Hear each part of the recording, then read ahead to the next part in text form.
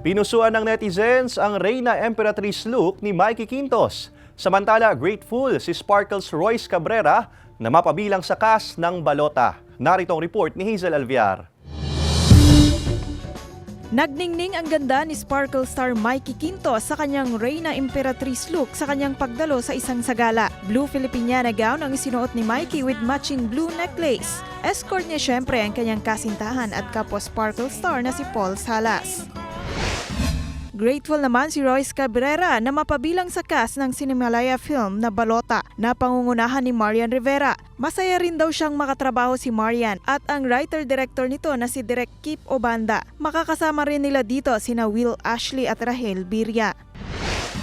Kinagiliwan naman ng netizens ang alien dance ni Grace, ang karakter ni Marian Rivera sa My Guardian Alien na ipinalabas kagabi. Sa unay tila robot lang na sumasayaw si Grace pero kalaunay humataw siya sa dance floor na sinabayan pa ng iba. Patuloy na subaybayan ang My Guardian Alien pagkatapos ng Black Rider. Hazel Alviar, Balitang Southern Tagalog.